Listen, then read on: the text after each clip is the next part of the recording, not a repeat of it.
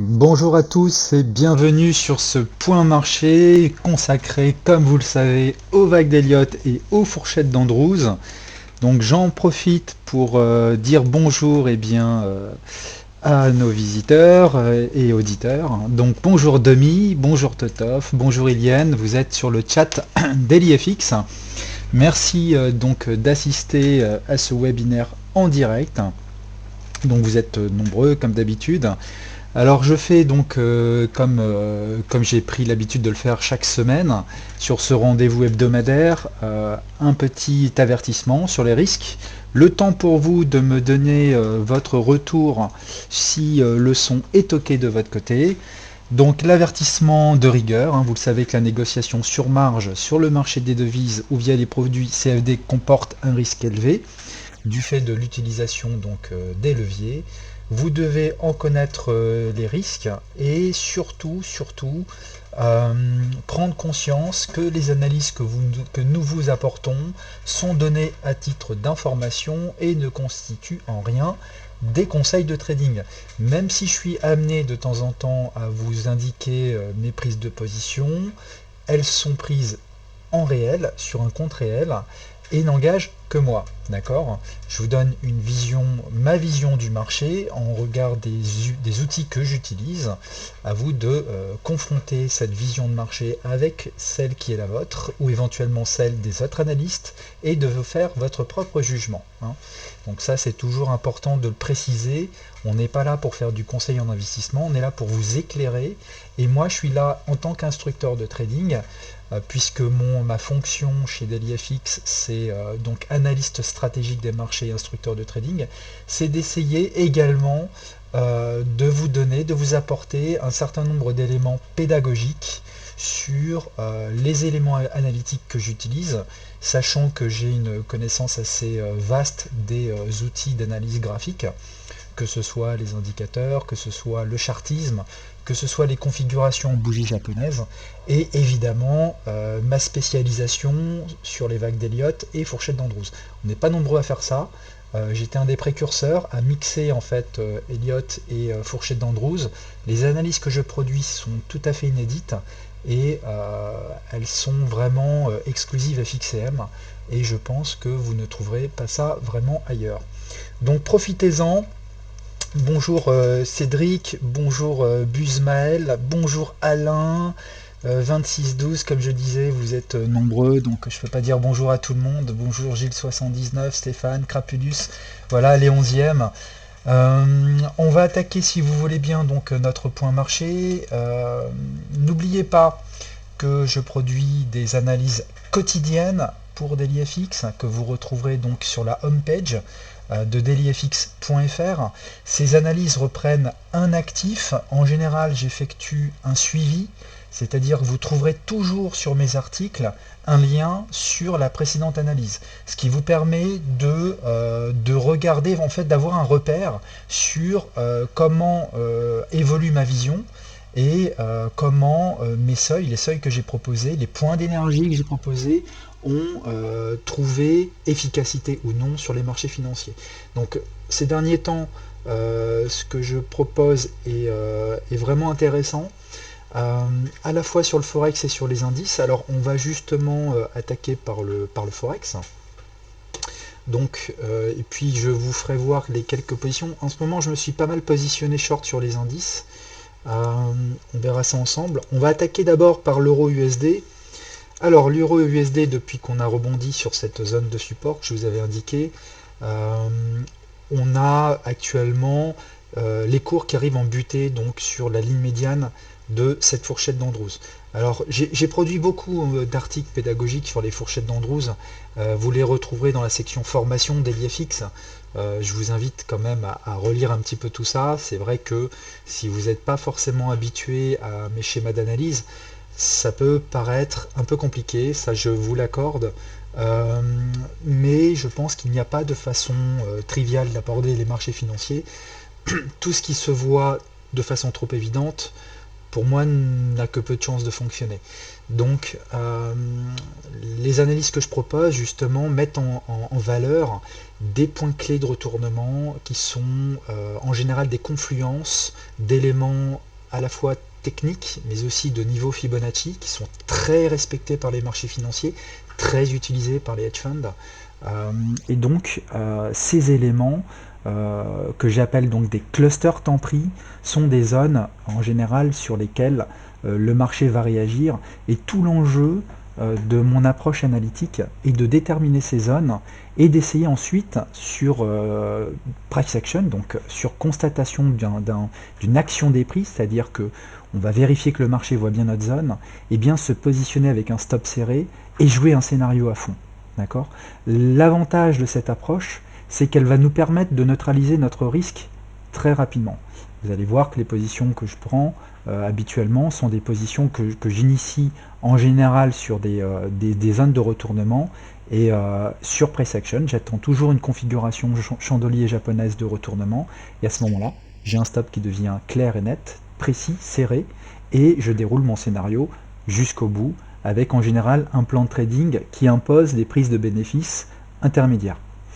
Donc l'euro USD, je vous ai produit un article en début de semaine que je vous invite à lire. Il n'est pas forcément simple là où actuellement nous sommes, puisque on a face à nous donc des contraintes importantes. On est d'accord qu'après un mouvement d'impulsion comme celui-ci, c'est ce que j'indiquais dans l'article, on était arrivé ici, vous voyez la fourchette d'Andrews qui était initialement positionnée sur les hauts, bas et hauts objectifs, cette fourchette d'Andrews, je l'ai décalée sur les plus bas. Alors pourquoi je fais ça? Parce que même si on a eu un mouvement d'impulsion haussier, c'est ce que j'indiquais sur mon article, un mouvement d'impulsion haussier, ça c'est une première vague finalement d'un mouvement de retracement. On va retracer ce mouvement-là. S'accompagne toujours d'un autre mouvement. On a toujours un retracement en 3 temps. Mis à part les triangles, on a toujours des retracements en 3 temps. Donc ça, c'était le premier retracement. Donc quand on était ici, pour moi, c'était évident que l'euro USD allait encore s'apprécier. Donc la question, pour moi, n'est pas d'essayer de se positionner, enfin du moins c'était pas mon idée. L'idée, c'est pas d'essayer de se positionner sur un achat sur l'euro USD, parce qu'on a quand même le fondamental contre nous, même si la BCE a quelque peu déçu le marché. Il n'en reste pas moins que l'euro face au dollar ne devrait pas s'apprécier en horizon moyen terme, avec les perspectives qu'on connaît de la Fed de remonter les taux, et quand même le plan de quantitative easing sur l'euro.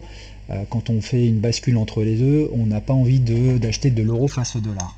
Néanmoins, il faut respecter ce mouvement donc d'appréciation de l'euro face au dollar, et ce que nous dit Elliott, c'est qu'un mouvement de retracement s'effectue toujours en minimum en 3 temps. Voilà. Donc je pense qu'il va se faire en 3 temps, et donc l'idée, c'est d'essayer de regarder jusque finalement, je ne vais pas dire jusque où l'euro pourrait s'apprécier, mais quelles seraient les zones à partir desquelles on aurait des contraintes techniques fortes qui pourraient faire que l'euro se retourne. Et à ce moment-là, si on voit un price action sur ces zones, eh bien on va se positionner short pour reviser le sens de la tendance de fond. Donc dans cet article, j'ai identifié 3 zones. Alors la première zone, c'est celle-ci. Donc celle-ci peut vous paraître obscure quand on regarde ce graphe-là. Il faut quand même voir qu'ici nous sommes sur un niveau de retracement 61,8, qui est un niveau de retracement très important, donc de cette vague de baisse qui est ici. C'est également une zone de résistance chartiste. Vous voyez ici, on a clairement eu des rebonds sur le niveau de prix des 1,11. Et quand je recale donc ce qui était une fourchette d'Andrews vers un canal de régression, donc je modifie l'angle en tenant compte donc de la dernière information que le marché me donne, c'est-à-dire le bas. Donc quand je fais ça, c'est que je cherche à vendre. Pourquoi? Parce que justement, je vais attendre un retour des cours vers la partie supérieure, et si la partie supérieure correspond à une résistance chartiste, il faut quand même à ce moment-là quelque chose en dur, hein, puisque ça reste un canal de régression avec une certaine marge d'erreur. Hein. Il n'a pour l'instant de canal que cette visualisation graphique. Pour l'instant, on n'a que 1, 2, 3 points. Mais finalement, un canal se définit par 3 points, pas par 4 points. Une fois qu'on a atteint le 4e point, et bien le canal est vu par tout le monde et il perd en valeur. Alors qu'ici, ce canal en fait n'existe pas. Néanmoins, nous avons une réelle contrainte, on a une réelle contrainte en fait sur la partie supérieure, puisque c'est un report finalement de cet oblique sur le dernier point haut. Alors, on a donc sur les 1,11 une résistance chartiste qui vient s'ajouter donc cet oblique, et c'est également un pullback sur cet oblique donc de cet ancien drapeau. D'accord. Donc nous avons ici un premier point d'énergie intéressant. C'est une zone de retournement potentiel. C'est pour cela que je vous ai indiqué donc une flèche baissière. Si je vois une bougie de retournement, un ensemble de bougies de retournement sur cette zone des 1,11, je serai certainement tenté. Oui, comme tu dis, Buzmael, j'aime les traits, mais il se fait que le Forex, hein, d'une manière générale, le marché, évolue toujours en vagues. Donc dès qu'on a des vagues, eh bien, nous avons donc des fourchettes d'Andrews, et donc nous avons des obliques. Et ces obliques sont extrêmement importantes, et tu pourras regarder l'importance justement de ces obliques en observant les réactions du marché sur elles. Donc les 1,11 forment pour moi une zone intéressante pour essayer de rechercher un short. Alors ce qui est un peu compliqué quand même, c'est que l'on voit que cette oblique est ici, hein, donc là on a une véritable fourchette d'Andrews objectif, hein, tout à fait positionnée sur les hauts et les bas, donc elle n'a pas été modifiée. Et bien cette oblique qui est ici va potentiellement après devenir un support par polarisation, puisqu'ici nous avons eu une résistance sur cette oblique, elle a agi ici plus ou moins comme support, on voit que les cours ont travaillé, on voit ici de nouveau qu'elle agit en résistance, donc si on vient la fracturer et que nous nous positionnons short sur ce seuil des 1,11, on va avoir rapidement derrière des supports dynamiques devant nous. D'accord. Donc ça c'est un petit peu le souci.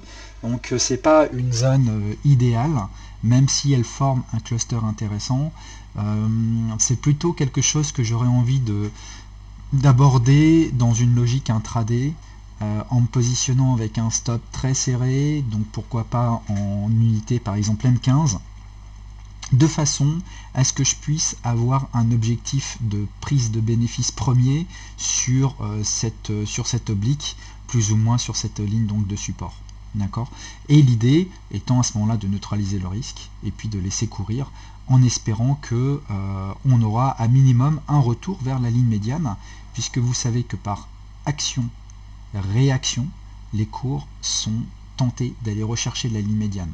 D'accord. Selon Andrews et Bobson, la probabilité est relativement forte. Donc si vous avez un stop serré et que vous neutralisez rapidement votre risque, et bien en général vous obtenez très souvent des risques reward qui sont supérieurs à 3 avec une telle stratégie. Et ça vous permet derrière très sereinement, de façon totalement financée par le marché, d'aller chercher des objectifs encore plus ambitieux derrière. Et donc par là même d'augmenter votre risque reward. Donc ça c'est la première zone. La deuxième zone, c'est une zone qui serait celle-ci finalement. Alors comment on pourrait arriver là alors que les cours sont ici? Eh bien il faudrait que cette structure qui est ici se transforme en une sorte de flat selon Elliott. Je vous rappelle que le décompte est le suivant. Nous avons une vague 1, 2, une vague 3 qui a été recherchée au niveau 1,618 qui est très fréquent, hein, je vous en parle souvent. Pour objectif de vague 3 pardon. Et donc nous avons une vague 4. Ici nous avons eu en vague 2 un zigzag assez propre, hein, vous voyez, A, B, C, toujours les fameux retracements en 3 temps, et donc souvent par alternance les vagues 4 sont, quand on a eu un zigzag en vague 2, sont soit des structures en flat ou des structures en triangle. Alors je ne dis pas que c'est ce qui va se passer ici, mais c'est une possibilité.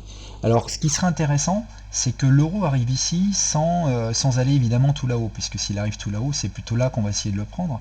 Mais si finalement il nous fait une structure à plat, vous voyez, de ce genre-ci, il viendrait finalement retester cette partie-là, puis il reviendrait dans cette partie-ci. On aurait donc une vague A, B, C, assez moche, je vous l'accorde, mais qui serait de nouveau attractive pour de nouveau shorter, puisqu'à ce moment-là, nous serions de nouveau sous cette oblique, nous serions sous une résistance, donc Fibonacci, et de nouveau sous le haut de notre canal, de notre proposition de canal de régression. Et donc là, pour le coup, ça serait intéressant pour aller rechercher de nouveau le bas du canal. Alors ça peut même être vers les mêmes, pourquoi pas, on irait casser des plus bas, vers les 1,03, 1,02, ou pourquoi pas ensuite la parité pour la vague 5. D'accord, donc on retient un mouvement 1, 2, 3, 4, en flat potentiellement, et 5. Donc ça, je ne sais pas vous dire si le marché va suivre cette trajectoire-ci, je ne sais pas vous dire si le marché va aller jusqu'ici, mais ce que je peux vous dire, c'est que s'il vient ici, on devrait avoir une réaction bearish de la part du marché. S'il latéralise, c'est important, hein, parce que s'il vient là, ce point-ci, au contraire, il sera contre nous. Hein. Il faut vraiment qu'on reste sous cette oblique. Donc si on latéralise et qu'on arrive donc sous les 1,08, 1,09, c'est également intéressant, encore une fois, sur confirmation des bougies japonaises, donc pré-action baissier, de se repositionner short dans le sens de la tendance. Okay. Et enfin, nous avons les 1,13. Alors les 1,13 me poserait un peu plus de problèmes, puisque si nous arrivons jusqu'ici, donc en supposant qu'on vienne toucher les 1,11, on revienne chercher la médiane, et puis vous voyez, on fasse un circuit en 3 temps, le souci que j'aurais, c'est que ça invaliderait mon décompte en 1, 2, 3, 4 et 5, puisque la 4 n'a pas le droit de pénétrer le territoire de la vague 1, ce qui veut dire qu'on ne serait plus du tout dans un mouvement en 5 temps, ça invaliderait ce décompte, et à ce moment-là, eh bien, nous serions dans quelque chose de bien différent, qui pourrait tout à fait être une formation en triangle. Donc si jamais le marché devait revenir chercher les 1,13, vous voyez ce triangle qui apparaîtrait, je vais vous le mettre en gras pour vous le mettre en surbrillance. Donc on aurait une oblique qui serait représentée toujours par le sommet de notre fourchette, puisqu'ici nous avons quand même des éléments intéressants, et puis simplement l'oblique qui est supportée donc par les deux derniers bas que nous a offert le marché. Vous voyez, donc on aurait une formation plus ou moins un triangle. Alors pourquoi je vous dis ça? Puisqu'en fait ici nous aurions eu une vague en 3 temps, A, B, C, donc première vague de notre triangle, deuxième vague de notre triangle en 3 temps. Au sein d'un triangle, les vagues se font en 3 temps. Et puis donc ici, si nous faisons ça en 3 temps, eh bien nous aurions donc A, B, C, et puis on peut espérer une vague D, une vague E, et reprise de la tendance de fond baissière.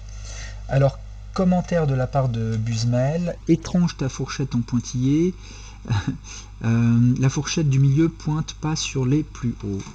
Alors la fourchette en pointillé, oui tout à fait, c'est donc un canal de régression. Alors quand une fourchette est pleine, c'est qu'elle est objective selon les critères Andrews, c'est-à-dire que je prends objectivement les points hauts, les points bas et les points hauts de façon très précise. Néanmoins, je vais tordre ces fourchettes d'Andrews pour les ajuster. Là en fait, ce genre de proposition de fourchette que je vous fais, ce sont des fourchettes qui vont nous servir à trader. Vous avez les fourchettes d'Andrews qui nous apportent un certain nombre de contraintes, etc. Et vous avez donc ces fourchettes que j'appelle des canaux de régression, qui sont donc des propositions de canaux qui vont nous aider à trader. Et quand on vient ajuster donc la fourchette sur la réalité du marché, c'est-à-dire sur la dernière information connue, finalement, on va ne se servir que ces deux points pivots-là, cette amplitude qui est ici, et on va ajuster l'angle de manière à faire un report de trendline sur le dernier haut. Et ce que le marché nous apprend, c'est que ce genre d'oblique reporté, eh bien, agit également comme résistance.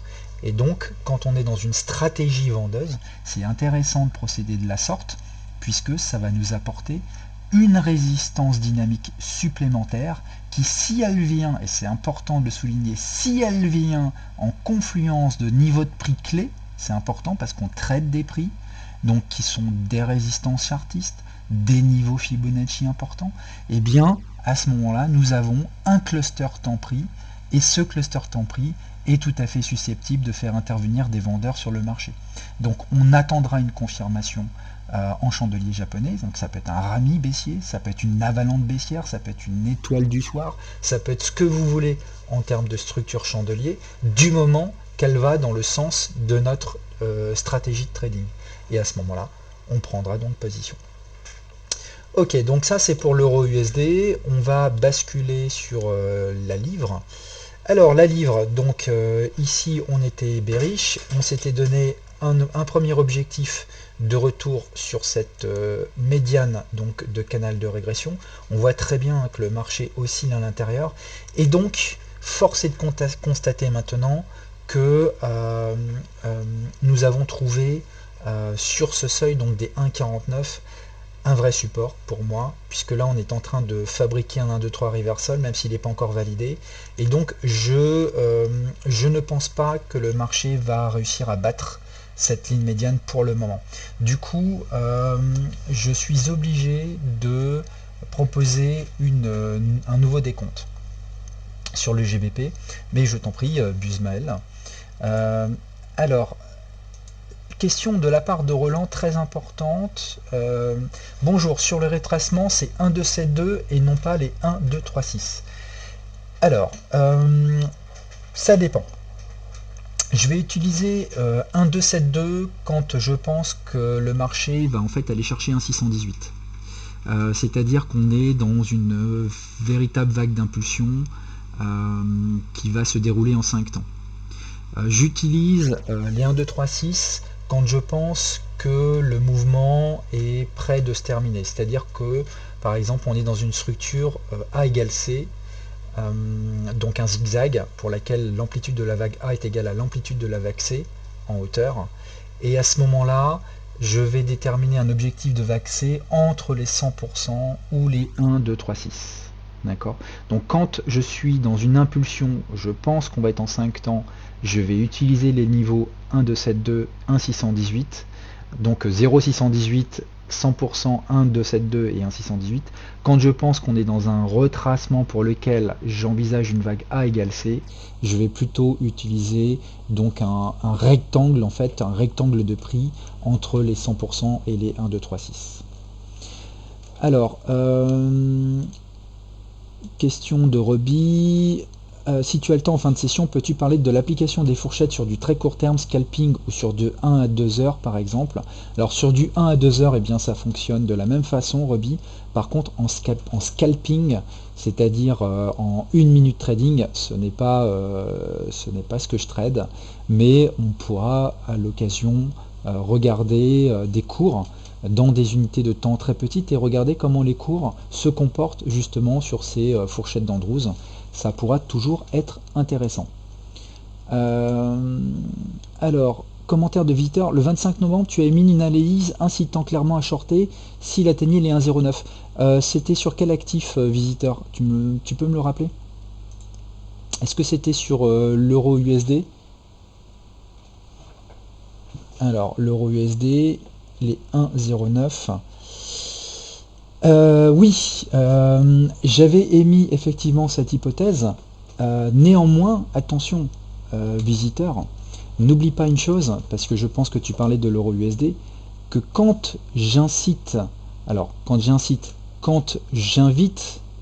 plutôt, je vous alerte sur un niveau de prix, je ne vous alerte pas uniquement sur un niveau de prix. Je vous alerte sur un niveau temps-prix. Pour moi, c'est extrêmement important qu'un prix converge avec un timing. D'accord? Et donc, le 25 novembre, tu regarderas sur l'analyse ce que j'avais invité, effectivement. Je vais remettre la fourchette. La fourchette était quelque part comme ceci. Je vous avais dit, effectivement, ici, on pourrait shorter les 1,08, 1,09. Mais dans le rectangle rouge. Et ce rectangle rouge, je t'invite à regarder donc l'analyse du 25, le rectangle rouge, il est ici, il n'a pas bougé. Donc ce que je suis en train de dire, c'est que ce rectangle rouge, je n'ai pas changé. Je n'ai pas changé d'avis. Il est intéressant à shorter, mais si les cours l'atteignent dans ce timing-là, C'est pour ça qu'aujourd'hui, j'essaye de me battre en fait sur ce que certains analystes peuvent produire, pas tous, hein, et notamment pas ceux de DailyFX, mais pour moi, le timing est aussi important que le prix. On short et on achète un prix, on est bien d'accord, c'est évidemment le plus important. Néanmoins, si on n'est pas dans le bon timing, eh bien le cours peut monter plus haut, etc. C'est comme si je vous disais, finalement, on est en tendance haussière, mais on ne va pas acheter un haut de canal. On va attendre que le cours retrace sur un bas de canal, et là on va y aller. Donc c'est exactement ce que j'expliquais tout à l'heure. Si on avait eu ici un retracement lancinant, vous voyez, comme ceci, vers cette zone des 1,08, 1,09, donc montrant des chevauchements, oui, ça aurait été intéressant, puisqu'à ce moment-là, nous aurions eu un mouvement non impulsionnel qui montre donc des chevauchements, c'est-à-dire un mouvement correctif, et qui vient atteindre notre zone des 1,08 pile sur le haut du canal, donc en termes de timing et de prix, parfait. Là, on n'y est pas du tout. C'est-à-dire que quand on a atteint les 1,08, eh ben, on était au milieu de nulle part. Et moi, un milieu de canal, je ne le short pas. Ce que je short, c'est des hauts de canaux baissiers. C'est pour ça que j'utilise ces fourchettes et que je les adapte par rapport à la réalité du marché pour regarder quelles seraient mes zones compatibles avec un retour sur le haut du canal qui correspondra en même temps à une résistance. C'est la somme de ces deux éléments, temps et prix, qui va me permettre d'établir des zones stratégiques d'intervention. Et cette zone stratégique d'intervention doit correspondre ensuite à un price action baissier de la part du marché, c'est-à-dire des bougies de retournement. Et ici, nous n'avons pas vraiment eu de structure de retournement au niveau des chandeliers. En fait, ce qui s'est passé, on voit d'ailleurs, hein, ce canal n'existait pas encore, et finalement, on a fait un pullback sur la ligne médiane, et là, on continue le mouvement haussier. Donc, le prix y était, mais le timing n'y était pas. Donc, à ce moment-là, on ne fait rien. J'espère avoir répondu à ta question, Victor. Pour le coup, je suis vraiment super transparent sur ma façon d'analyser. Je ne change pas du tout ma façon, la façon dont j'utilise les outils. C'est quelque chose que je fais depuis maintenant assez longtemps. Donc pour le coup, je suis très rigoureux sur la façon dont je procède. Alors, on revient sur le GBP. Donc le GBP, du coup, je change mon décompte, puisque malheureusement on est toujours dans deux scénarios qui sont divergents. Pour le coup, on revient sur un article assez vieux que j'avais donc rédigé sur DailyFX et que je vous ressortirai à l'occasion. Mais c'est vrai que bon, ça, ce mouvement il est chevauchant, il est assez moche, hein, et de ça peut se dégager deux scénarios élitistes. Donc on peut toujours être dans une diagonale d'initialisation, même si elle est vraiment pas très jolie, mais à ce moment-là, nous aurions donc vague 1, vague 2, vague 3 en 3 temps, vague 4, et puis on aurait fait donc une vague 5 en 3 temps. Et donc là, je pense que le GBP peut être attiré, même si je suis pas tout à fait sûr, mais il peut être attiré vers de nouveau cette zone qui est ici. Cette zone qui est là, vous voyez, serait intéressante, puisque nous aurions le bas donc de ce canal qui est ici, vous voyez, toujours la même technique, hein. J'utilise un swing high-low que je cale sur les hauts. On voit très bien la réaction du marché qui a opéré donc sur une réaction haussière sur le bas donc de ce canal, d'ailleurs qui est pas en très plein mais qui est par convention en pointillé puisque subjectif. Mais si nous arrivons ici, eh bien de toute façon d'un point de vue chartiste, nous serions sous une oblique et nous serions également sous cette oblique qui est ici. Donc nous aurions de nouveau un point d'énergie baissier, c'est-à-dire qu'on pourrait s'attendre à ce que le marché ici réagisse face à ces deux résistances obliques. Ce qui va me manquer un petit peu, c'est un niveau de résistance chartiste clair. On en a un qui est ici, vous voyez, si je devais le tracer, on aura ici une résistance, mais on est un peu au-dessus, donc c'est pas très propre, c'est un peu brouillon, et pour le coup, c'est pas ce qui est le plus, on va dire, le plus robuste, tout simplement. Donc on pourra éventuellement y ajouter des niveaux d'expansion pour venir compléter cette zone, regarder quelles sont les contraintes techniques qui finalement sont posées sur cette zone-là. On a eu ici visiblement une résistance, on voit, hein, on a toujours eu, là on a eu une réaction claire, réaction claire, le travail, et puis là, c'est plus vraiment très propre. Donc on a une petite résistance, mais elle n'est pas énorme, puisqu'elle a été violée les derniers temps. On aurait un niveau d'expansion intéressant ici à positionner sur ces deux derniers bas. C'est une expansion marginale, puisqu'elle ne correspond pas à des nœuds héliotistes. D'accord, donc je préfère le dire. Néanmoins, on retrouve plus ou moins une structure avec un bottom, et on voit que l'objectif, quand on a des structures comme celle-ci, plus ça se rapproche d'un vrai double bottom, et plus on peut aller chercher les 200. Quand on n'a pas un double bottom dans le sens vraiment pur chartiste du terme, les 1,618 sont souvent des niveaux de prise de bénéfice de ce genre de structure. Donc là, on a une résistance puisqu'elle correspondra à des prises de bénéfices de la part du marché. Et on a également cette vague qui est ici, qui est donc, puisque d'après ce décompte, si c'est bien une diagonale d'initialisation, on est en vague 2, donc on est en train de faire une vague qui va se dérouler en 3 temps. On peut regarder également quels seraient les objectifs, et après je vais m'expliquer là-dessus. Quels seraient les objectifs relatifs à cette vague-ci? Et on voit l'apparition de clusters. Donc là, c'est quelque chose qui commence à me plaire, puisqu'on voit qu'en fait, ce niveau donc des 1,54 va correspondre à un niveau d'expansion marginal. Quand je dis marginal, c'est parce qu'elle ne correspond pas à des nœuds héliotistes. Néanmoins, c'est quelque chose qui est vu par les algorithmes qui aujourd'hui régissent sur les marchés financiers. Donc ces algorithmes vont utiliser ces niveaux d'expansion et en général vont prendre des bénéfices sur les niveaux clés. Et ce qu'on voit, c'est qu'ici on a un marché ordonné sur les différents niveaux. D'ailleurs, ici ce serait plutôt 1, 2, 7, 2 que je devrais utiliser, puisque là je m'attends à aller chercher les 1,618.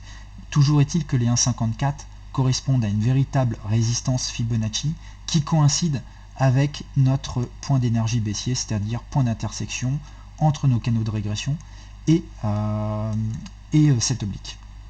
Donc moi ici je suis short sur les 1,54. Si le marché revient chercher les 1,54, j'attendrai du price action et donc j'essaierai de me positionner short. Voilà. Alors, je vais regarder vos commentaires. Par où commencer pour apprendre les fourchettes d'Andrews, Bertie? J'ai réalisé 2 très très bons webinaires. J'ai pas l'habitude de m'auto-congratuler, mais pour le coup j'ai vraiment passé beaucoup de temps. Donc j'ai fait 2 vidéos sur DailyFX que tu peux retrouver sur la chaîne DailyFX, qui étaient 2 vidéos extrêmement pédagogiques qui expliquent justement ces processus à la fois de construction des fourchettes d'Andrews et des canaux de régression. Commentaire de la part donc justement sur le décompte EURUSD il y avait 2 fois 1,5 sans retracement du même niveau. Écoute, on regardera ça un peu plus tard. Éventuellement repose-moi la question sur Twitter, éventuellement avec un graphe à l'appui, parce que sinon on va passer trop de temps sur l'euro. Bonjour Frétala, merci de dire quelques mots sur le DAX. Apparemment il baisse encore vers les 10 500. Alors on va en parler du DAX. Le DAX, pour le coup, je vous avais donné vraiment quelque chose de très intéressant donc sur les dernières sessions. Alors on va y retourner justement sur le DAX. Alors le DAX, je vais pas prendre cette picture là, je vais prendre celle-ci. Ok. Alors j'ai réactualisé donc mon analyse sur le DAX pas plus tard qu'hier. Pour le coup, on peut regarder très rapidement sur DailyFX. Je vous avais indiqué que on était sur un seuil extrêmement dangereux sur le DAX. Alors je vais donc aller au niveau de la page des analystes DailyFX. Je vous invite vraiment à lire mes articles, hein. Je ne veux pas vous faire la promotion, mais ce que je vous explique dans les webinaires, je le décortique encore plus dans mes articles. En général, c'est assez complémentaire. Donc sur le DAX, vous voyez, on était ici quand j'avais publié mon article qui datait du 27 novembre. Et je vous avais dit ici, cette fourchette d'Andrews qui est là, n'était pas encore validée puisque je n'avais pas encore mon point P3. Un point P3, pour qu'il soit validé, il faut qu'on ait quand même un haut de marché significatif, c'est-à-dire un certain nombre de bougies qui me permettent de dire qu'on est vraiment arrivé sur un top. D'accord. Pour le coup, ici, rien ne me permettait de dire qu'on était arrivé sur un top. C'est pour ça que j'étais prudent au niveau de mon article. Par contre, j'indiquais pour ceux qui étaient qui étaient acheteurs, qu'on était arrivé sur un point très dur. Pourquoi on est arrivé sur un point dur? Puisqu'on était, vous voyez, ici on a un double bottom, plutôt un 1, 2, 3 reversal. On était donc arrivé sur un cluster Fibonacci, les fameux 1,618. C'était les 0,68 de retracement. Donc on était dans une zone de résistance avec une fourchette d'Andrews qui, si je la simulais sur ce point haut, me donnait des points remarquables sur sa ligne médiane. Vous voyez, ce que dit Andrews, c'est quand on doit passer une ligne médiane, on y va et on ne fait pas semblant. Donc ça, c'est la preuve, c'était peut-être potentiellement une preuve qu'on avait bien affaire ici à une droite de régression linéaire. Et donc cette droite de régression linéaire, en utilisant une fourchette d'Andrews ajustée sur le point bas et le point haut, me donnait donc ces points de contact, et je disais ici, attention, même si on n'a aucun signe baissier pour le moment, les prochaines sessions vont être très intéressantes, parce que si on a un price action bearish qui se développe, eh bien ça peut être très dangereux pour ceux qui achètent. Et ça n'a pas loupé, puisque derrière, donc si on regarde ce que le marché a donné, je vais revenir sur mon DAX, et puis après on va regarder les cours.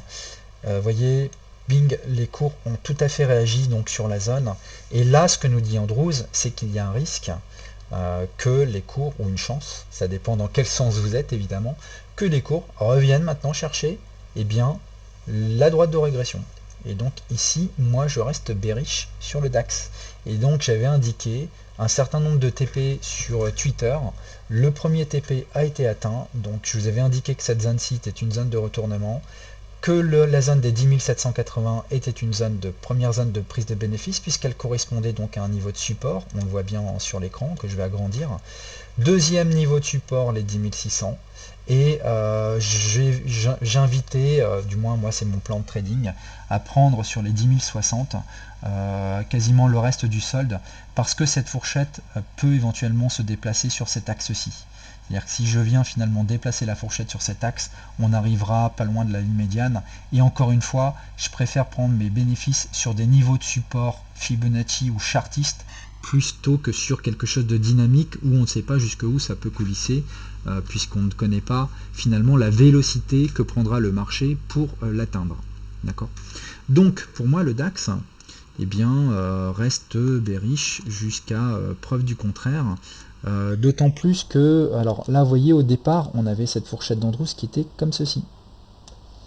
Vous voyez donc qu'est-ce qui s'est passé?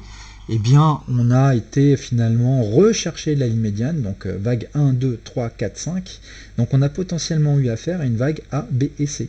C'est-à-dire que ça pouvait être une phase de retracement, et de nouveau un retracement à l'intérieur de cette vague baissière pour repartir baissier. Donc je ne suis pas en train de vous dire qu'on va aller faire des plus bas, mais je suis peut-être en train de vous dire que le marché peut encore latéraliser quelque temps pour former peut-être une forme de structure en triangle, à l'image du CAC 40 que je vais vous afficher également à l'écran. Vous voyez, le CAC 40, on n'est pas loin d'avoir une structure un petit peu, même si je ne suis pas très objectif, on est d'accord sur la partie haute.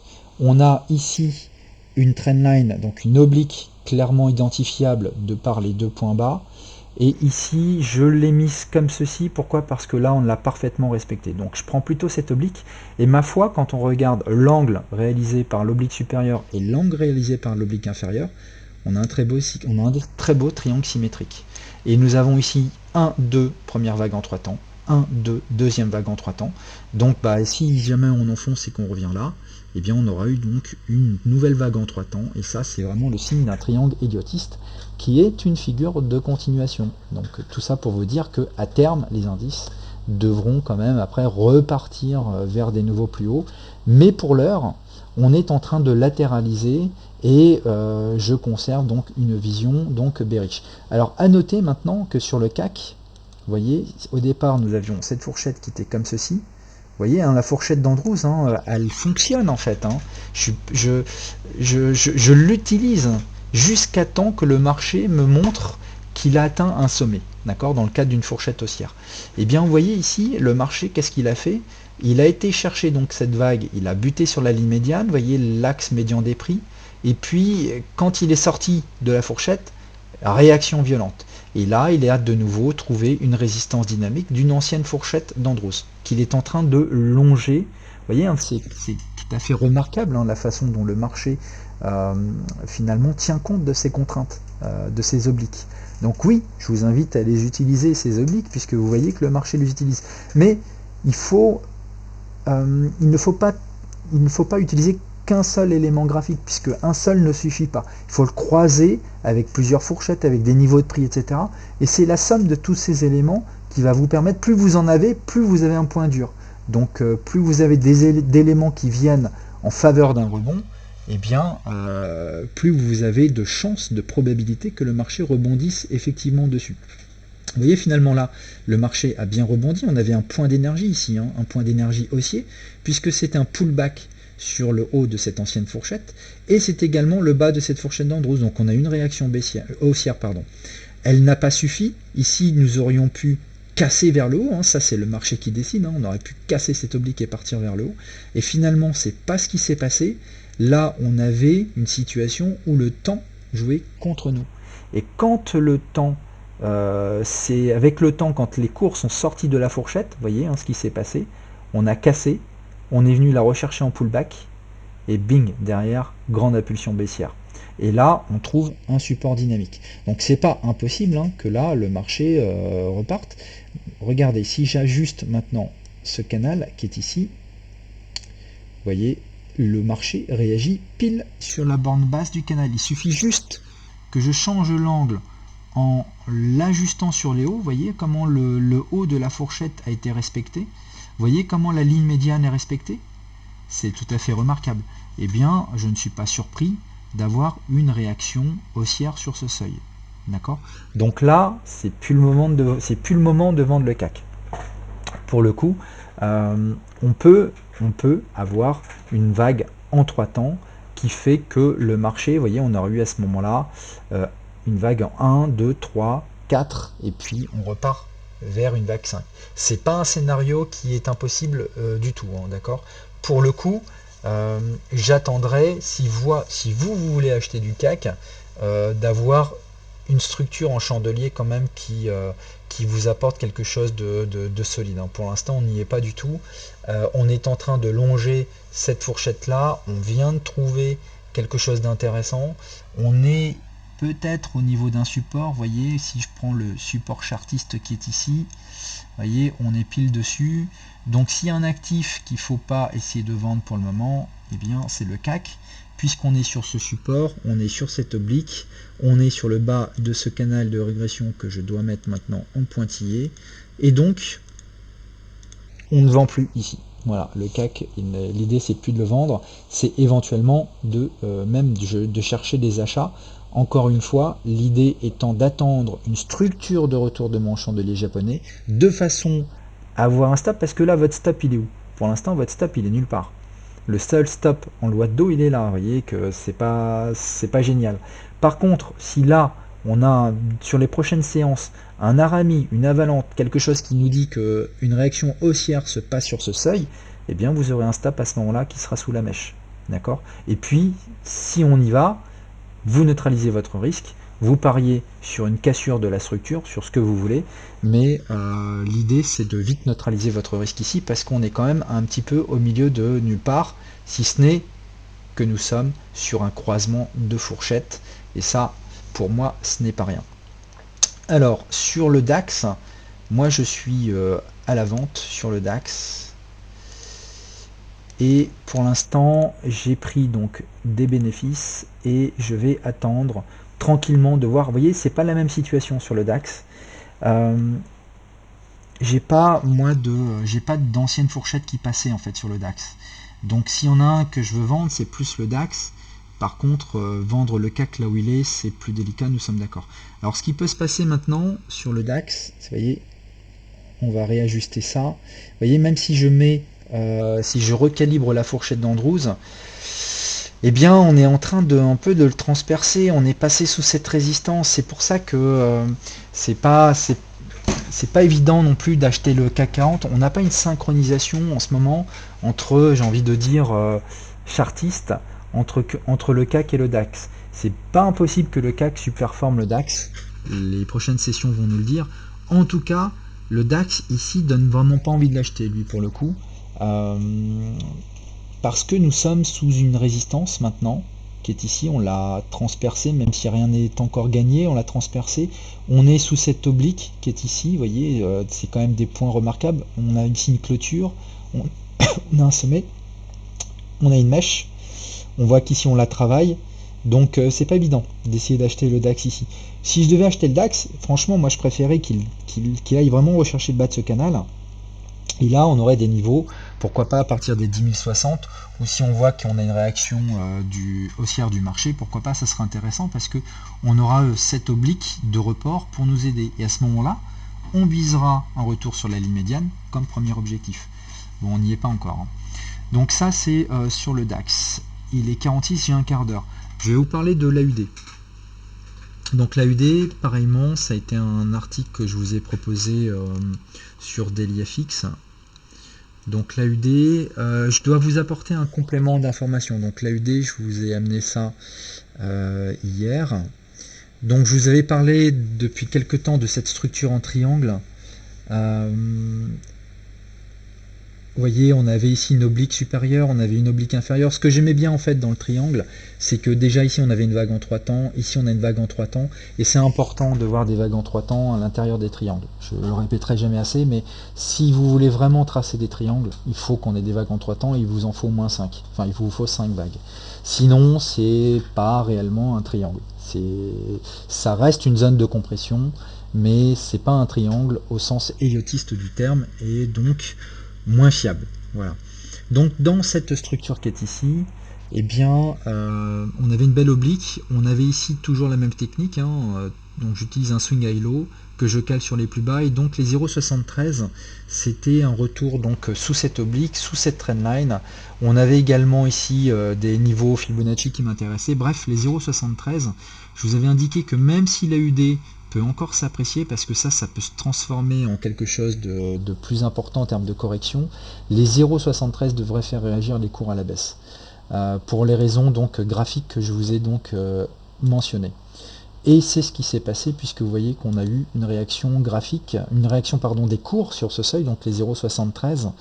Alors, j'ai même mis un encadré, on voit ici la formation d'un doji, une avalante baissière, donc là on pouvait raisonnablement shorter le bas de la valante, c'est-à-dire la clôture de la valante, avec un stop au-dessus de la résistance, et vite neutraliser le risque, parce que, comme je l'indique sur l'article, on est quand même sur une zone de support mensuel sur l'AUD, je ne vais pas vous la représenter, puisque je l'ai déjà fait la semaine dernière et les semaines qui ont précédé, mais grosso modo on est quand même sur une forme de socle un peu compliqué, un support on va dire un peu multiple, et donc il faut être très prudent sur cet actif. Néanmoins, la tendance de fond elle est baissière, et jusqu'à preuve du contraire, cette tendance se doit d'être respectée, mais on est sur un support, donc il faut privilégier les prises de position court terme et vite neutraliser le risque. D'accord, c'est toujours ce qu'il faut faire quand on est face à deux informations contradictoires. Tendance baissière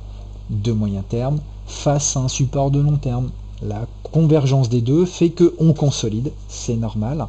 Je vous avais dit depuis le début que la zone des 0,70, ça allait être une zone de consolidation. Et vous voyez, depuis le temps que je vous en parle, eh bien, le marché ne fait que latéraliser. C'est normal, on est sur un support. Peu de gens avaient montré la présence de ce support, mais les fourchettes d'Andrews, les warning lines que j'utilise en long terme, étaient là pour nous l'indiquer. Et donc ici, 0,73, eh bien, zone de short. Et effectivement, donc le marché, alors je sais pas où il en est aujourd'hui, on va regarder ça. Donc l'AUD USD, eh bien, il est comme ceci. Est-ce que j'ai... Voilà, je vais l'agrandir. Ouais, donc vous voyez, on a clôturé la journée d'hier par une bougie rouge. Donc on est short hein, jusqu'à preuve du contraire sur cet actif. Mais je dois maintenant vous dire que nous ne sommes pas vraiment dans un triangle. Voilà. Ce que je pouvais imaginer être un triangle, aujourd'hui ne l'est plus. Pourquoi? Parce que nous avons fait un léger haut. Vous voyez, ce point qui est ici, les 0,7386, eh bien, forment un plus haut par rapport à ce point qui est là. Donc on n'est plus dans une structure en triangle. Donc nous sommes dans une structure en éventuellement W, 3 temps et A. Donc A plus ou moins B et donc potentiellement une vague C. D'accord. Le fait que ce soit plus un triangle, c'est un peu plus embêtant. Parce que maintenant il y a deux scénarios possibles. Quand on a un triangle avec des vagues en 3 temps, les choses sont plus claires. On sait qu'on veut shorter le haut du triangle et puis on prend du bénéfice en bas de triangle et puis on laisse traîner un solde en espérant que le triangle va vérifier les probabilités d'une figure de continuation comme celle-ci. Mais là, vu qu'on a fait un plus haut, eh bien c'est plus un triangle, c'est plus possible. Donc du coup, il peut se passer deux choses. La première chose qui peut se passer, c'est que, eh bien, on a eu finalement un zigzag ABC, et puis le marché, là, il va tout casser, il y va directement. Et à ce moment-là, vous pourrez me dire, eh bien, on s'en foutait du triangle. L'important, c'est qu'on a bien eu cette vague ABC en 3 temps, et on y va. Le problème, c'est que si je prends l'amplitude de cette vague A, qui est ici, et que je la reporte sur le bas de la vague B, eh ben, on n'y est pas quand même, hein. C'est-à-dire qu'ici, oui, on a eu des contraintes graphiques, des contraintes chartistes, avec donc ce faisceau de fourchettes et d'obliques qui ont fait réagir le marché. Mais je ne sais pas juger de la qualité de cette réaction. Je suis pas sûr que on va aller tout casser par le bas maintenant. En fait, j'en sais rien. Je ne sais pas vous répondre. Ce que je peux vous dire, c'est que oui, on était sur une zone de short. Et à la rigueur, c'est le plus important. Parce que quand on a réussi à shorter, et que finalement le marché part dans notre direction, s'il doit partir, il va y aller, d'accord? Il va y aller de façon, j'ai envie de dire, impulsionnelle. Et à ce moment-là, eh bien, nous, on se met stop 0. Et le fait d'être stop 0, on est tranquille, on a neutralisé notre risque, on a protégé notre capital, et après, bah, c'est au marché de faire ce qu'il a envie de faire. Ici, il y a deux scénarios possibles. Il n'est pas impossible qu'on casse tout par le bas, mais il n'est pas non plus impossible qu'on remonte pour aller faire un drapeau. C'est-à-dire que finalement, le marché, malgré cette réaction bearish sur le haut de ce canal de régression, que je devrais mettre en pointillé par convention, vous voyez, hein, ici, on a eu quand même des réactions sur la ligne médiane. Hein. Donc, c'est pas un mauvais canal de régression. Mais c'est au marché de décider s'il veut vraiment y aller. Parce que, en fait, ici, c'est important.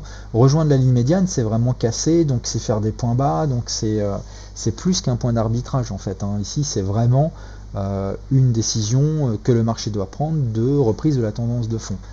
Avec toujours cette problématique de support mensuel qui empêche l'AUD d'être dans un mouvement réellement directionnel. Donc pour l'instant en loi de dos, eh bien, dans cette phase de retracement, on reste haussier et on a une réaction bearish sur notre seuil d'intervention, très bien. On espère que le marché va pas aller nous stopper quelque part sur cette clôture, les 0,7266, et qu'il va y aller donc tout droit. Mais il n'est pas impossible non plus que le marché finalement opère un retracement finalement plus compliqué, toujours en raison de la force de ce support de moyen terme. D'accord. Alors ce qui est quand même remarquable, et ça je tiens quand même à le souligner, c'est que l'USD, je vais vous dire pourquoi j'en parle, l'USD CAD, lui, a réellement réalisé des plus hauts. Donc franchement, il m'a épaté. D'accord. Je vous avais dit qu'ici on était dans un range de court terme, que c'était très compliqué d'acheter cette zone là parce qu'on était sous résistance. On avait cette ligne médiane d'un beau canal hein, pour le coup hein, sur l'USD CAD, il est vraiment très propre hein. Vous voyez un petit peu comment la partie basse réagit. Vous voyez, donc de nouveau hein, technique de canal de régression, c'est pour ça qu'il est en pointillé. Vous voyez, quand on a une fourchette comme celle-ci, on l'ajuste sur les bas tellement les réactions sont belles. Faut pas être surpris d'avoir une réaction sur les plus hauts, faut pas non plus être surpris d'avoir une réaction après sur la partie basse. Par action-réaction, on revient chercher la ligne médiane. Et puis maintenant, on est dans quelque chose un peu plus compliqué à modéliser. Néanmoins, on a de nouveau un swing high-low ici, qu'on pourra éventuellement utiliser dans le cadre d'un nouveau mouvement ascendant. Alors moi, ce que je remarque sur l'USD-CAD, je vous avais dit ici que c'était compliqué, hein. On était dans une phase un peu compliquée. Je pensais que c'était une diagonale terminale qui pouvait amener un retracement plus important. Je vous avais dit que c'était compliqué de shorter tant qu'on n'avait pas cassé ce range. Bon bah là on casse le range par le haut. Donc pour le coup là on a une décision claire du marché. Et maintenant cet oblique eh bien, va faire office de support dynamique. Vous voyez hein, comment le marché ici vient mécher dessus. C'est assez remarquable. Et donc la stratégie, c'est, je pense, de continuer à se positionner dans le sens de cette tendance haussière sur l'USD-CAD. On est en train de s'affranchir de quelque chose d'important, donc on reste bullish. Si l'USD-CAD est bullish, ça serait vraiment extraordinaire de voir l'AUD-USD bullish. Moi je vous le dis. Parce que ces deux actifs-là sont inversement corrélés.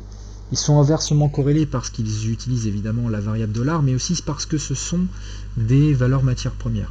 Donc même si le CAD, l'USD-CAD a une forte pondération pétrole et que l'AUD a une forte pondération, on va dire, métal, ils exportent beaucoup de fer, pas mal d'or. Voyez, donc l'AUD c'est une valeur matière première aussi, métal, l'USD-CAD un peu plus pétrole. Ce sont deux valeurs matières premières et donc elles sont inversement corrélées sur parce que c'est USD-CAD et AUD-USD. Hein.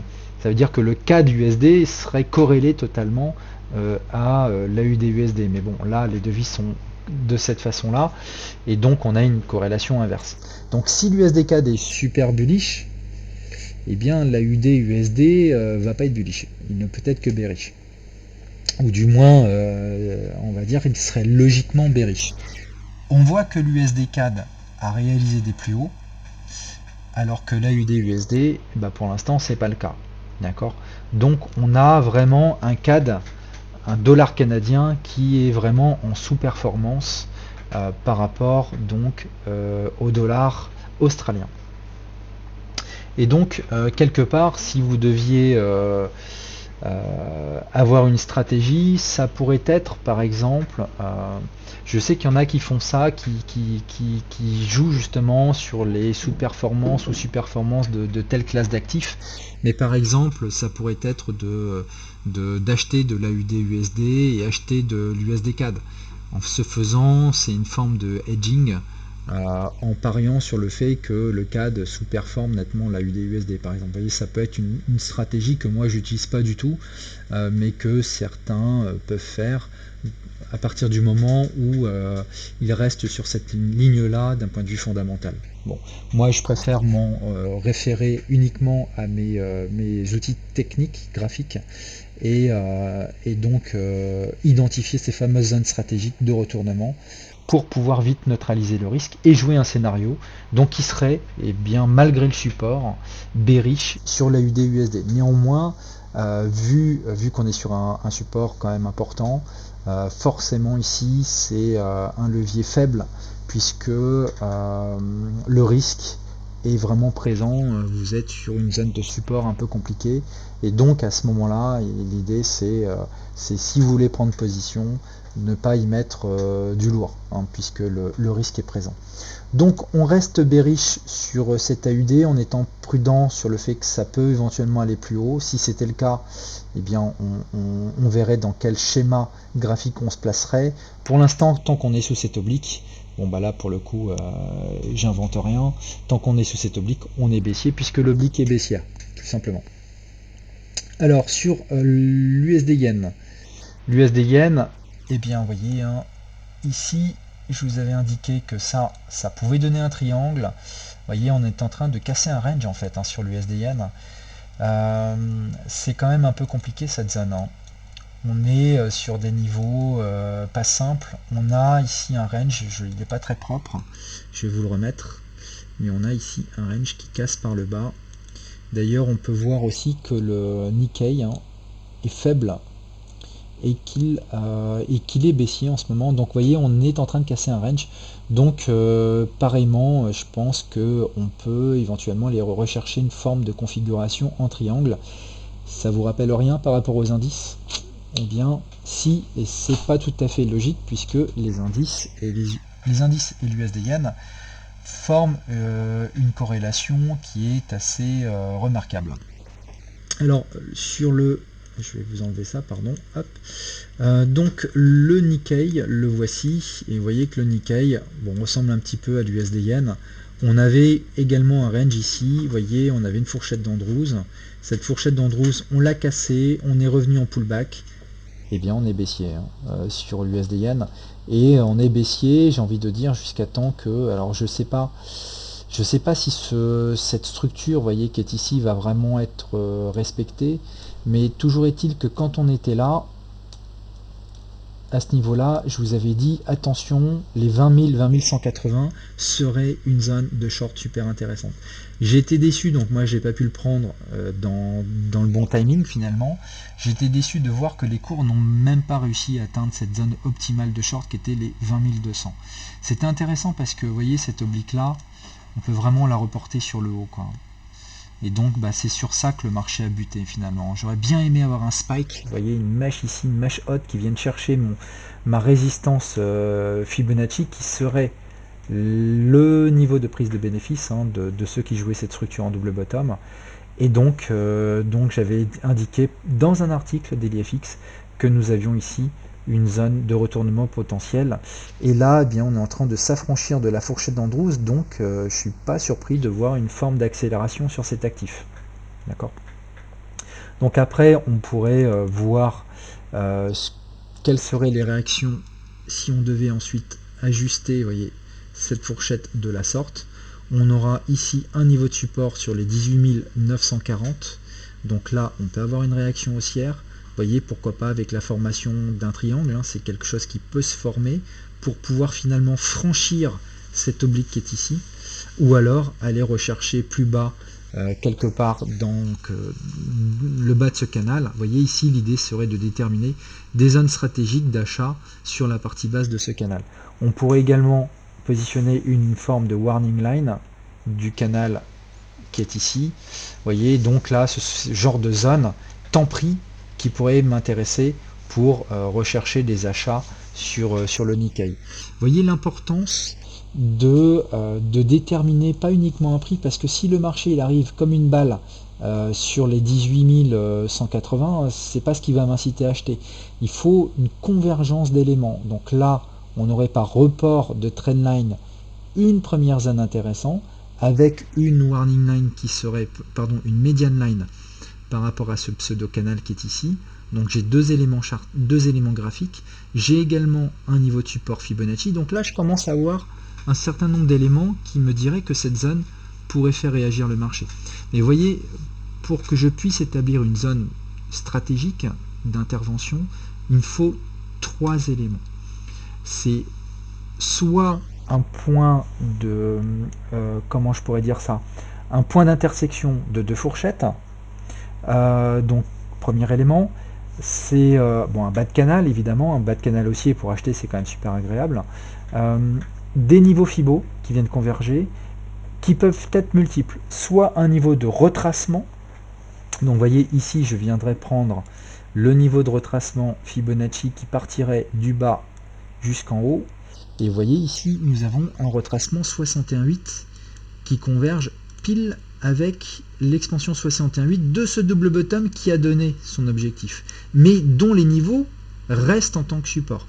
Donc là, le niveau de retracement 61,8 arrive en cluster, donc cette zone-là m'intéresse, mais pas ici. Vous voyez, si on devait descendre verticalement, c'est pas forcément le mieux. Ici, ça commence à être beaucoup mieux en termes de temps pris, puisque j'ai maintenant cette oblique qui est un axe temps pris qui viendrait également en soutien. Vous voyez, donc ça peut être donc des niveaux qui sont relatifs à des niveaux d'expansion, ça peut être des niveaux qui sont relatifs à des structures, comment je pourrais dire ça, de prise de bénéfice. Si par exemple ici j'avais eu un double top, dont l'objectif 1,618 vient en plus se positionner sur ces niveaux-là, je peux vous dire que du coup, je vais avoir ceux qui vendaient qui vont prendre des bénéfices, donc il va y avoir des rachats de short, donc réaction haussière, plus des acheteurs qui vont vouloir acheter ces niveaux Fibonacci, donc tous les traders Fibonacci, plus ceux qui tradent les niveaux de report d'oblique, donc les chartistes. Donc là, vous commencez à voir finalement plusieurs catégories de traders qui utilisent des outils différents qui vont se positionner sur les mêmes seuils. Bah, tout ça ne fait qu'ajouter dans le sens d'une probabilité de rebond. Voyez, et finalement, c'est ça l'enjeu d'une analyse, c'est essayer de regarder quels sont les seuils qui feraient intervenir différentes catégories de traders, donc des seuils clés pour lesquels bah, du coup vous aurez envie de vous-même de vous positionner dans le même sens qu'eux. Et à ce moment-là, essayez de neutraliser votre risque rapidement en déroulant ensuite jusqu'au bout votre scénario. Voilà, donc c'est l'idée donc de cette approche. Bon bah écoutez, on va en rester là. J'aurais voulu vous présenter aussi d'autres actifs, notamment les croisés, ça sera pour la prochaine fois. J'espère que j'ai répondu à la plupart de vos questions. Merci à tous. Je vais couper la vidéo et je répondrai à quelques questions texte sur le forum. Voilà, donc désolé si certaines des questions n'ont pas trouvé réponse, je vais passer un petit peu de temps avec vous. Merci pour avoir regardé donc ce webinaire jusqu'au bout. Je vous donne rendez-vous dès demain pour un nouvel article. Et puis évidemment la semaine prochaine, 16h, pour mon prochain webinaire DailyFX. Merci à tous.